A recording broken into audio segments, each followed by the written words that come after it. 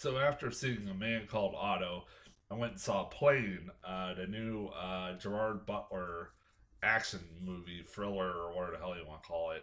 Uh, this is a movie that I got trailers for quite a bit, and I was like, so, even if it's such a generic title, I was like, it's Gerard Butler. It's an action movie. It's got Mike Colter too. It's nice to see him in a movie. I like Mike Colter. I was a big fan of that Luke Cage Netflix show. Um, I want to see honestly. I was just thinking while watching this movie, it's like I want to see Luke Cage in the MCU. I don't know if they're going to do that or not, but I don't even know if they've even offered him the chance to be. I mean, they got Daredevil, so why not have him? I don't know. That's going off on a completely different tangent, but uh, that's me. That's my reviews in general, anyways. But this I like I said, I figured between this and Man Called Otto, these would be the two movies, good movies this weekend. I'd be getting these out of the way. And honestly, these movies are kind of both similar in that they're both just okay. This movie is just like Man Called Otto was just okay, nothing very special. Um, this movie was very generic and definitely a January movie. A movie that came out in January. If I've ever seen an action movie that came out in January, this almost reminded me of the 355 last year. Even though yeah, I'm putting this in the same category. And people would say, "Oh, the 355 was worse."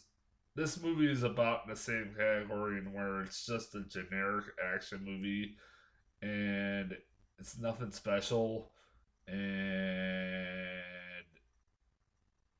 it has a lot of talented people involved in it, but it's not.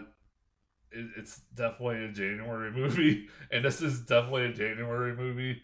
Um, I mean, Gerard Butler and Mike Holzer are great in it, but they're not characters in this movie.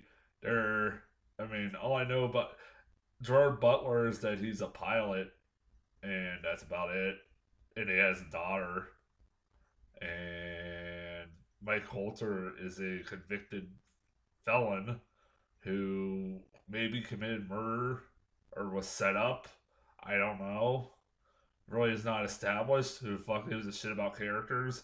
It's action set piece, action set piece, action set piece, action set piece. Um, yeah, it's not much in as far as characters in this movie. There's a lot more characters of Man Called Otto than this movie, definitely. They're very stereotypical cookie cutter characters for the rest of them. And like I said, Mike. As much as I like Mike Holt and Gerard Butler, both very charismatic actors, they're not given much material to work with. Uh, and yeah, sure, the action set pieces are pretty good. Honestly, I'll say this movie is very an easy sit through because honestly, there's not uh throughout majority. I was like, but when the movie was like only about half hour left, I was like, I looked at my clock and went, wow, this movie's already almost over. Like, wow. I mean, I kind of figured it was because of how the story was progressing, and I'm like, it's gotta be quickly gotta be over, and it's like, yeah, it's got about 25 minutes left. Oh, okay, cool. I was like, at least it's not gonna overstay its welcome. I was worried that maybe it would, um, but no, I was like, this seems like a valid point where this should be about the end of the climax of the movie, and like it was. So I'll give it that. Um, oh yeah, it also has Tony Goldwyn. I'm happy to see Tony Goldwyn in like the stereotypical scenes where it's the company, the airline that Gerard Butler is a pilot for. I forgot there is one development that is briefly mentioned about Gerard Butler's character. He's a hothead. I know. What a shock. Or Gerard Butler playing a hothead who got demoted or something like that. I think as a pilot is now working for like a shit airlines. That they briefly just talk about that. They show a clip of him beating up a passenger who punched him first.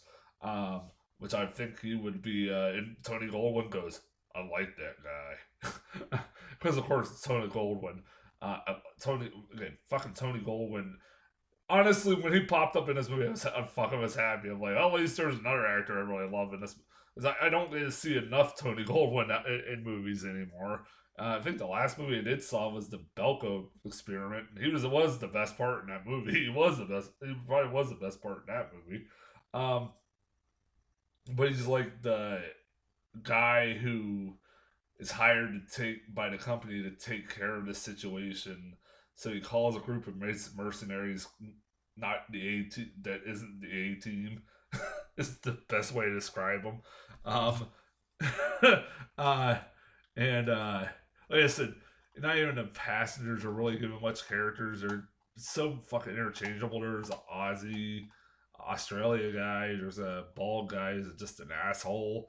Um, but he's briefly just like I said, they're not even giving him any characters whatsoever. Nobody's giving a fucking character in this movie. It's just action set piece, action set piece, action set piece.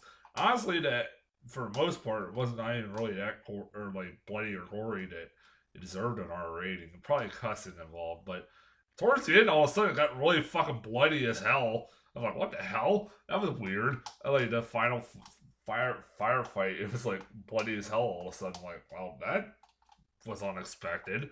Um, not much to talk about in this movie. There isn't. There's like, it's so generic and not that great. um, this this is gonna be one of my short reviews. I don't mind doing short reviews. I mean, there's some movies you just don't have much to say about. And this is one of them. It's not that great. It's not horrible. I've seen it a lot worse than this. Uh, but like I said, it's just kind of forgettable and just there. And I was in a packed theater. Between this, I was surprised. I got this and the man called Otto. I got quite a few people come that were in my theater seeing this both movies. And I was like, I was surprised. And for movies in January that we were getting kind of a pretty big crowds for. I'm like, all right, cool. Maybe we're gonna start seeing more crowds in fucking theaters. But I don't know. Yeah, that's as far as the movies I saw today go. Um, Tomorrow, oh yeah, I say the best for last. I'm gonna go see The Devil's Conspiracy.